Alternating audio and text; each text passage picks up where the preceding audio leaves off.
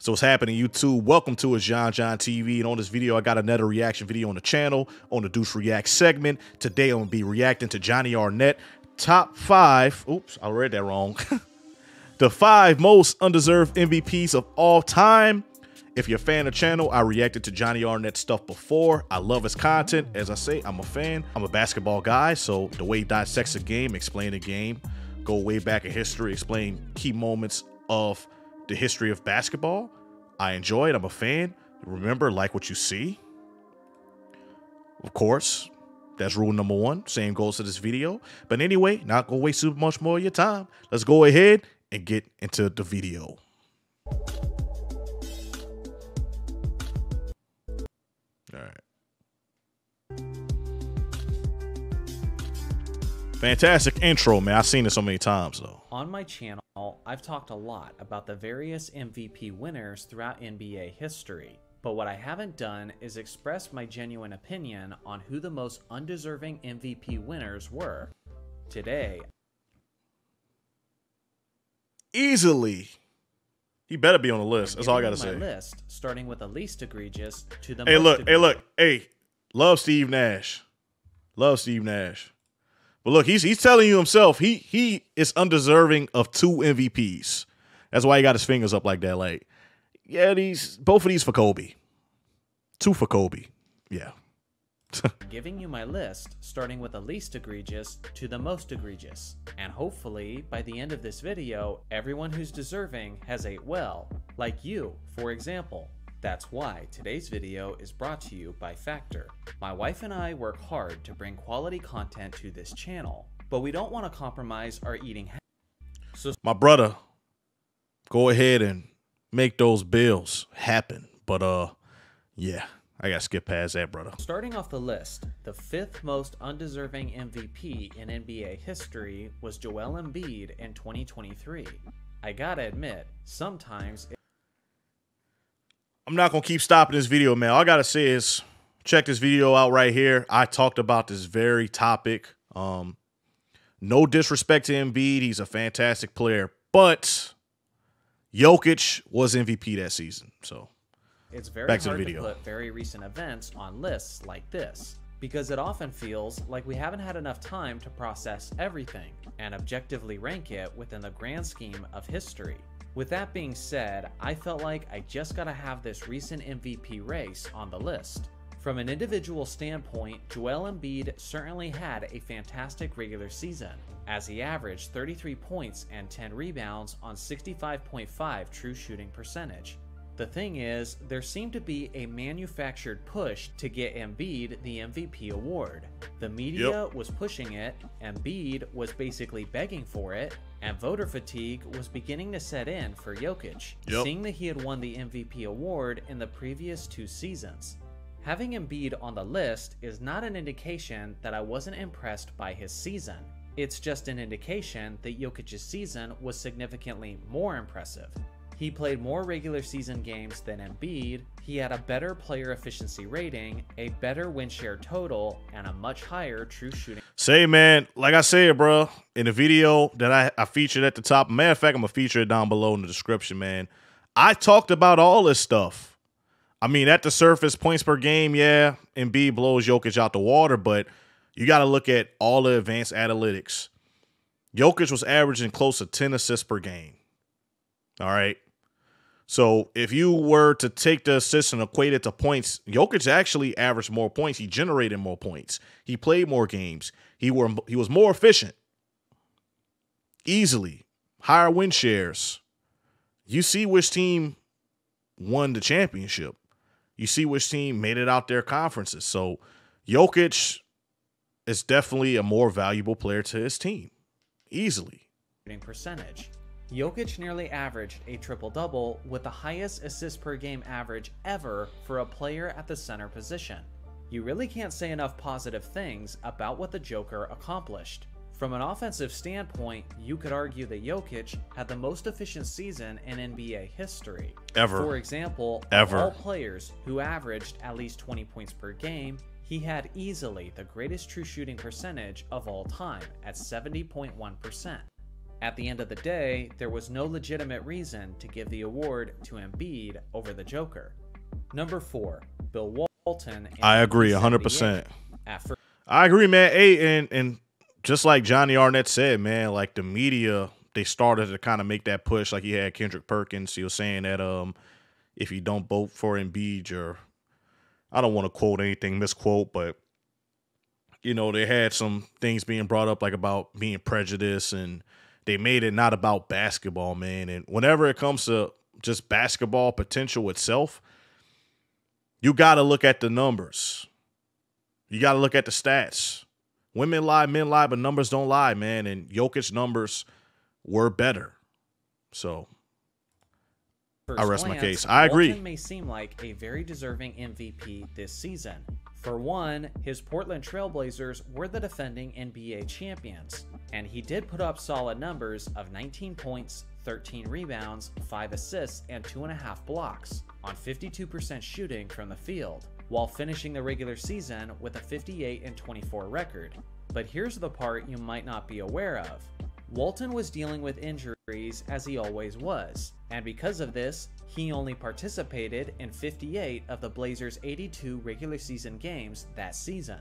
That 58 game total is the fewest ever by a player who won the MVP award. The player who he narrowly won the race over was the 25-year-old star George Gervin, who led his Spurs to 52 wins and put up averages of 27 points, 5 rebounds, 4 assists, and how many games he played on 53.6% shooting. And unlike Walton, Gervin played all 82 games. Honestly, you could argue that George Gervin, David Thompson, and Kareem Abdul-Jabbar were all more deserving than Walton was that year, based on the fact that he missed nearly 1/3 of that season. In fact, of the top 5 MVP vote getters that season, Walton easily had the fewest win shares. Based on the new modern rule that a player needs to play at least 65 games to win an award, Gervin would have been the league MVP instead, and probably rightfully so. Number 3, Kareem Abdul-Jabbar in 1976. From an individual standpoint, no single player was a more dominant and productive presence. I ain't gonna lie, man, the 70s, man, Kareem was bagging that award, bro. He was bagging that thing, bro. Like, seemed like every season for like from like 71, 76, like he was getting that award nonstop. I think the only one that really competed with him was Bob McAdoo, to be honest with you, man. So anyway, back to the video. Service is kind of struggling for some reason. A 7-foot 2-inch Kareem Abdul-Jabbar. From a statistical perspective, there's basically no reason why Kareem was undeserving, as he put up monstrous averages of 28 points, 17 rebounds, 5 assists, and 4 blocks on 53% shooting. The thing is, as much as he was tearing up other centers within the league, it wasn't translating to much winning, as his Lakers finished that regular season with a losing record of 40-42 while missing the playoffs. Even with that disaster of a season, they still gave him the MVP award. I would argue that the only thing that's actually valuable at that point for the team was their draft pick for their losing record. On the other hand, the 1975 MVP, Bob McAdoo, just narrowly missed on winning the award for the second straight season, as Kareem finished. Say, man, hey, bro, I got to do a video on Bob McAdoo, though, man, because Bob McAdoo was really underrated, bro. This dude was killing it in the 70s, dog. This dude was lighting up. So, not enough people talk about Bob McAdoo, but he was a beast. And McAdoo finished with 393. McAdoo led his Buffalo Braves to a solid 46-36 record, while putting up 31 points, 12 rebounds, 4 assists, and 2 blocks on 48.7% shooting. McAdoo's Braves obviously made it to the playoffs that year, alongside of their winning record, which is a testament to his important value.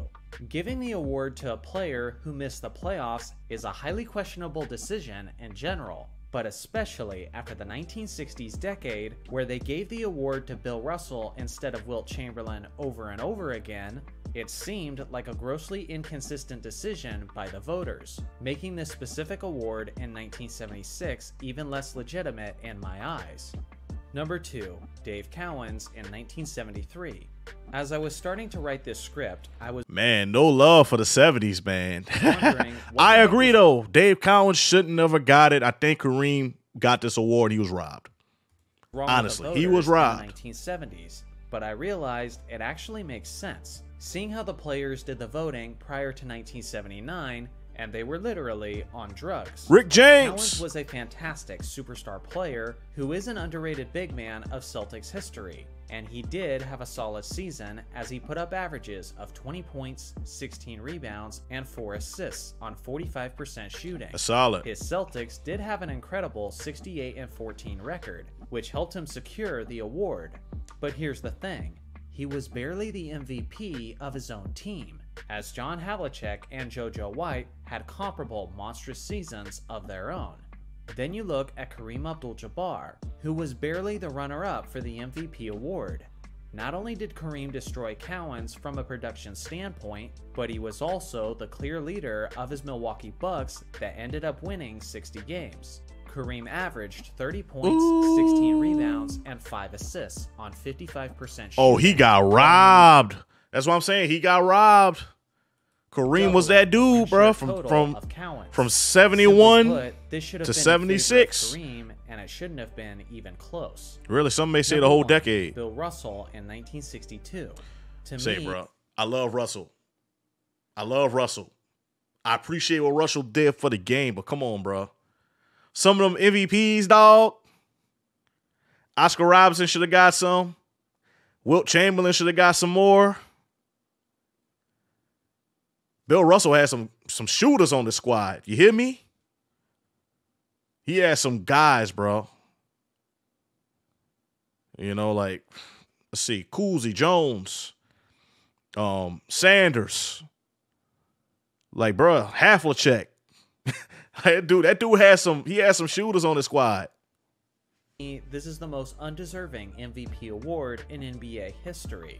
And it's not because Russell didn't have a solid season, but it's because of who he was up against. Russell led his Celtics to a 60-20 record while putting up 19 points, 23 Why does rebounds, footage look so and 4 good, assists though? On 45.7% shooting. His footage looks so good, bro. That Russell was the leader of the team with the best record. Topaz Labs. And technically, he gets an edge for being on the winning team.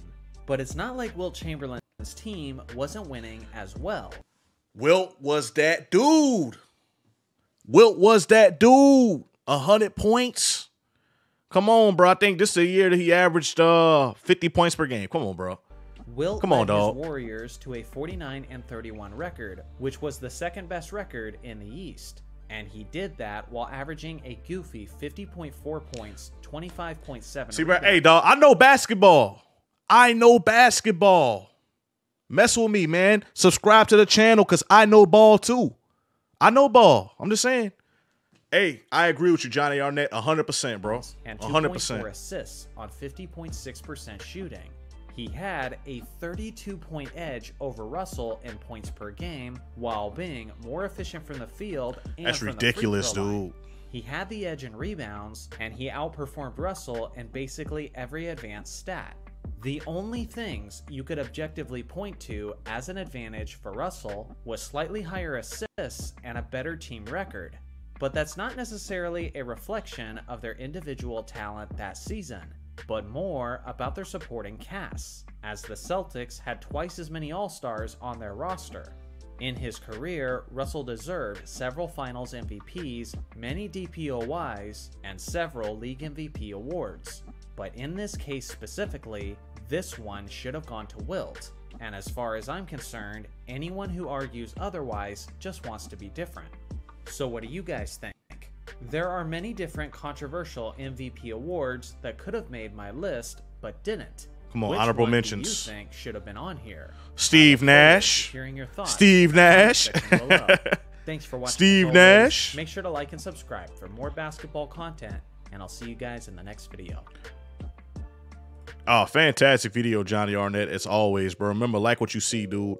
But man, I would have loved to see an honorable mention list. I know we normally put those on, but I know for a fact Steve Nash, both seasons. Some may say First season he won should have went to Shaq.